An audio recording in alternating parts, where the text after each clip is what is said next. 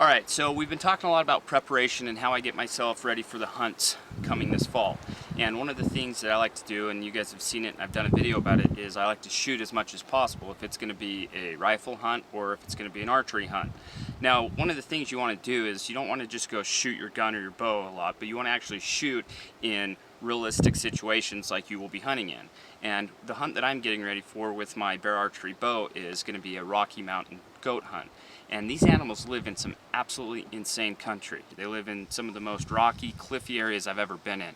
So what I'm going to do is I'm going to start shooting at some really steep angles, downhill as well as uphill, because I'm guessing that's what my shot's going to be when I do get a shot here in a couple weeks. One thing you're going to encounter when you start shooting at extreme angles is you're going to notice that everything shoots high. If it's either your gun or your bow, when you start shooting extreme angles, you always hit higher than you're aiming.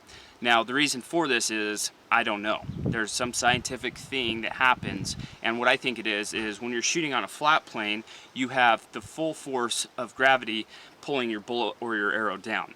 And when you're shooting on angles, you don't have that full force, which allows your projectile, your bullet or your arrow, to hit a little higher.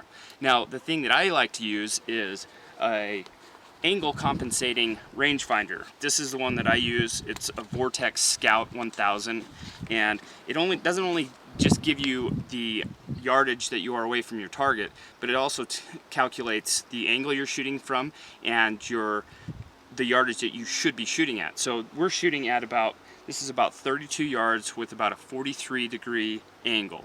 Alright, so let's just shoot it and see, then we'll know. This is about 35 yards, and I'm going to shoot it for 35 yards, and I'm going to shoot at the bottom circle, and we'll see where it hits.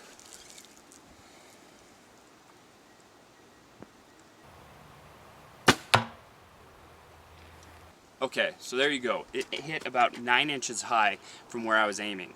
So if I was to shoot an animal at that distance, I am 35 yards away, but not taking into consideration the angle, I could have completely missed that animal.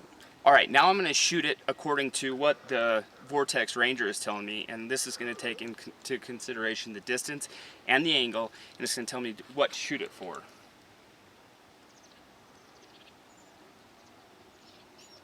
Alright, instead of shooting 35 yards, this took into consideration the angle, the distance, and it's telling me to shoot it for 23 yards. So let's shoot it and see how it works. I'm going to shoot at the bottom circle again, and hopefully it turns out better than that first one.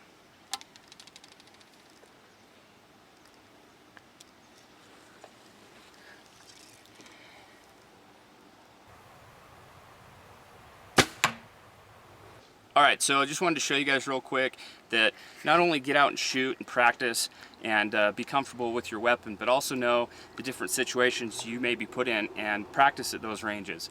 You know, somebody that doesn't understand the angle compensation and stuff could go out and they could be dead on at 35 yards, and that's the distance we're shooting at, but if they don't take into consideration the angle, they're going to completely miss their animal. So just a little something I like to do, and 2 weeks, this is going to be for real.